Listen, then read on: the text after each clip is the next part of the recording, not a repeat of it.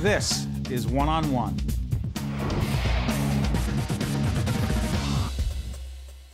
These are the stories of people whose lives have been transformed by climate change. We used to have seasons back then. Right. Now we don't. Could Yemen run out of water? Yes, possibly. This was the first city to run out of water. Water just took everything away. Climate disruption is not a political issue, it's a moral issue. I don't know what causes it. It doesn't matter. It's happening. This is the biggest story of our time. And this is the time to tell it. Folks, this is One-on-One, in this case One-on-Two, from the Tisch WNET studios. I'm introduced two of our very special guests. They're responsible for putting this together. David Gelber, executive producer of Years of Living Dangerously, which is an eight-part series on Showtime. Nine-part. Thank you for correcting us. And Chris Hayes, who we know from MSNBC every night, but also is he a correspondent with Years of Living Dangerously. It premieres April 13th on Showtime. A nine-part series. Set this up for us. You can say it's about climate change, but it's about so much more. Well, I mean, we just decided, I was at 60 Minutes for a very long time, and my closest friend at 60 Minutes and I thought that this is such a huge story that we wanted to devote our professional careers to covering climate change. And we were struck by the fact that the big media was essentially underplaying it. I mean, you had a presidential election in 2012 when there was no question, not one question about climate change. And it really is, I mean, 20, 30, 40 years from now, people are going to look back on that election and say, how could that possibly have happened? But our idea was essentially to use the storytelling narrative techniques that we had picked up at 60 Minutes and apply them to the issue of climate change. I mean, tell stories that have uncertain outcomes.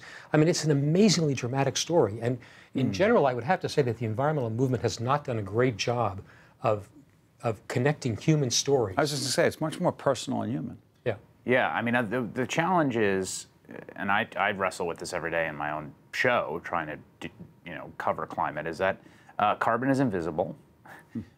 Temperatures, the difference between a global average temperature of, 72 and 74 degrees doesn't register day to day, right? So you've got this abstraction. You're trying to cover this abstraction, and when you're on television, you need pictures. What do I show? What do I show? I show a map getting warmer. I show the sun setting. I mean, literally, like we're producing a segment on climate change, like B-roll of the sun setting. Like what? Visual. So what the genius of Years is to go find the points at which climate disruption is already happening, the people, the human beings it's affecting, and show what that looks like. And you can see from that clip, I mean, you see Yemen, and you see, you see the Arctic, you see Hurricane Sandy, you see for your own eyes, with your own eyes, that this is a thing happening now. We are on the front edge of this era. It is happening to real people right in this moment. And it is an incredible job of visual storytelling on a story that is usually poorly told visually. But you had so many, for those who are convinced that, it doesn't exist, take a look at the 9-part Showtime series and then decide. Or don't get the information and keep believing what you want to believe. That being said, of all the different options you had to tell this story, how did you select these places and these people? Well, I mean, in the first episode that will air on April 13th, Tom Friedman from The Times does a story about climate change in the Arab Spring. And he goes to Syria where, and reveals the fact that really hasn't been reported, that the drought in Syria had a lot to do with the situation that has evolved in Syria. I mean, it took a stressed society and made it much worse. In the case, Chris and I did a story about Staten Island. I mean, we went out to Tottenville on the south shore of Staten Island a day or two after the storm hit. We found a woman who lost her husband and her daughter. Is that Pat Dresch? That's Pat Dresch, yeah. Did you find her? She find you? Someone tell you about it? What happened? I mean, we were in the neighborhood. We just basically were in the neighborhood, and we also met the congressman from Staten Island, who was a Republican congressman. Well, Congressman Graham, we're actually going to show that in just a bit. But go back to Pat. Pat in Sandy, she lost her husband and her daughter, and in the most, it was the most wrenching and difficult interview I've ever done as a journalist. I mean, I talked to her, it was a month after it had happened, and you know, they'd been through Irene, and they'd been, you know, everyone said leave. They left for Irene. Someone broke into their shed and stole a bunch of tools. So Sandy comes and they think, well, we left for Irene for no reason. Someone broke in. We're going to stay. And they're having, I mean, it's out of a horror movie. I mean, they're having dinner and the water just comes and all of a sudden the floors are moving and they go up to the bathroom and they're in the bathroom. They're holding on to the shower rail with her daughter, and then a wave comes and just, and takes them out, takes the house out, takes her out to the water. A piece of debris comes, hits her, and her daughter goes under, and she's swept out, and she floats and ends up just awash in debris in the middle of the night, staring up the night sky, hypothermic, and rescued by local firefighters. And I mean, you just think about like this profound fact about life, that it can change in a heartbeat. Like that morning started for Pat Drescher and her family like every other morning, and it ends up with just total indescribable tragedy. And you did that interview. And I went and talked to her, and it was, I mean, this is someone who is, you know, clearly in the grips of the most profound kind of trauma you could imagine. Slightly disassociated, adaptively disassociated, I would say. But that's the point, right? And those are the stakes. Like those are the stakes. There will be more of that. There will be many more stories like that. There are already stories connected to climate change. Yes, because we so know, people for want to instance, say that. For those who say, right. And I want to set up this Grimm thing, Congressman Grimm thing in a second. But for those who are right now watching us on public broadcasting, saying, "What is that?" Right. Horrific, unimaginable story. That forget about a story. That's real life.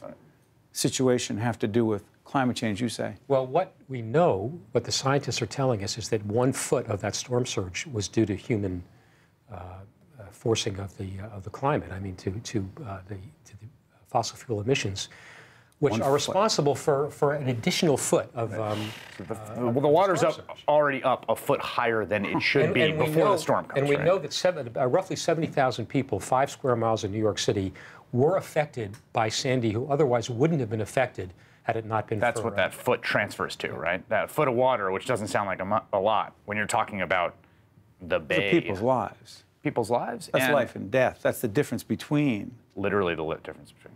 And the other thing I think it's important to think about in the context of extreme weather and climate is that what you end up getting is people want to have a debate or a question about cause and effect. Did climate change cause Hurricane Sandy? Which is the wrong question. Didn't it contribute to making it worse? It contributed to making it worse, but even more importantly, every model we have of climate in the future tells us extreme weather events will be more likely.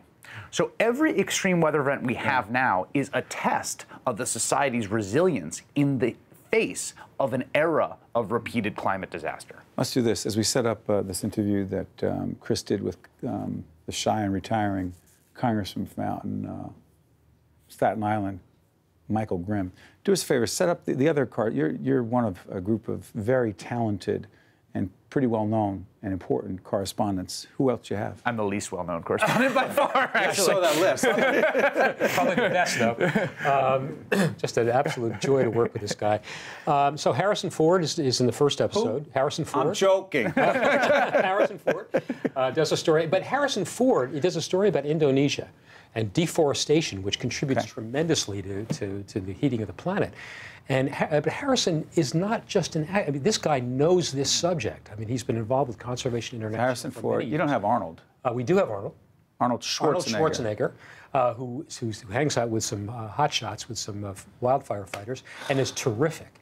And really, of all the American politicians who have engaged with this issue, he's been out front for a while. He's been terrific. People think what they want about Arnold. No, he's been consistently he's been the single most consistent. Leslie Stahl? Strongest. Leslie Stahl's in it.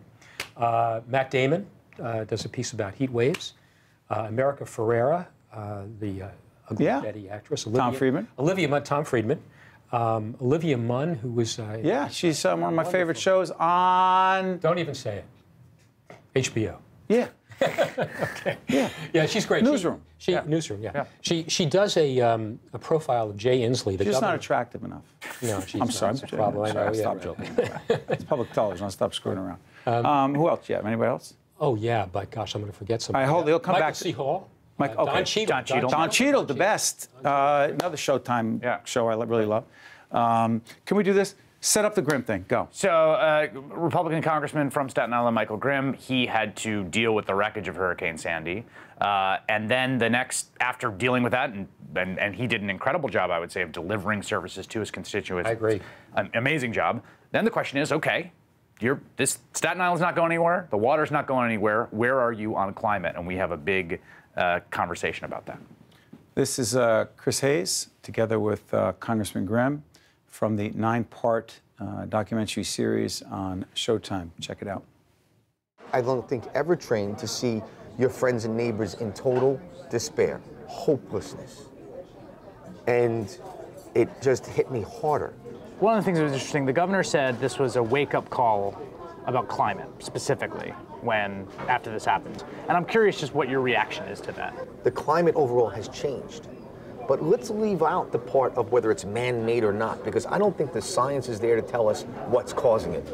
I think Mother Earth evolves and patterns change every so many 100 years or 1,000 years, and we're in part of a process of changing. But I don't want to get into the political debate of what's causing it. And so you're an objective journalist, and you're covering your mouth because? Because I am trying to not give away my reaction to that dodge. Which would be normally? You can't say, you cannot. Did you want to say you're kidding me, Congressman? I didn't want to say you're kidding me. What I was holding back is, that's crap. What you cannot do is you cannot identify a policy solution if you don't talk about the cause. And what I think is fascinating about that clip, and something you see more and more commonly, is the reality of extreme weather is harder and harder to deny. And so the people who were invested in denying climate change have gone from denying that to denying the causal link, because you cannot look around at the maps of all around us. Everywhere, the drought in California. And so now this is the sort of second move dodge, which is, okay, fine, you guys, the weather's changing, but who knows why? But I have to say that Michael Grimm was incredibly gracious with us, and we actually followed him over the course of a year. We saw what he did for his constituents in Staten Island, and we followed the evolution of his thinking on the issue. But respectfully, in the end, would not acknowledge that a policy change needs to be made. I didn't say that. Well, I'm saying that. I'm asking.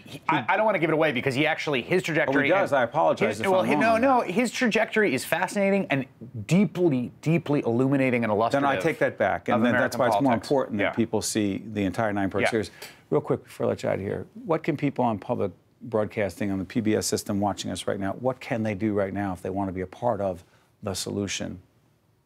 Well, I mean, I think the solution is putting a price on carbon. I think that's the single biggest solution. I think that, figuring out ways to join. I shouldn't say solution. They want to contribute in a meaningful way. There's no solution per se. Well, there are some solutions. I mean, one of the things that happened in the West Coast not too long ago was that a whole bunch of folks in Washington State got together and stopped several coal export depots from being constructed. That's a big deal because the coal industry is looking to essentially save itself. Declining demand in the U.S. They're looking to save itself by sending coal to Asia. And there was a political movement there in the West Coast, in Oregon and Washington, to stop it. And it appears to have been stopped. Does the series talk specifically about tangible things that are happening across the country? We covered that story in the Pacific Northwest. Okay. So it is Years of Living Dangerously, a 9-part series on Showtime. It begins, this program will be seen before and repeat after, but it begins on? April 13th, 10 p.m., Sunday night. Great. And Chris can be seen every night at 8 p.m. on MSNBC. Right. And folks, I want to thank you, David and Chris, for joining us on Public Broadcasting to talk about this very important series. This is an incredibly important issue that affects all of our lives. Thank you very much. Thank you. Thank you. Stay with us. We'll be right back from the Tisch WNET studio right here in the heart of New York right after this.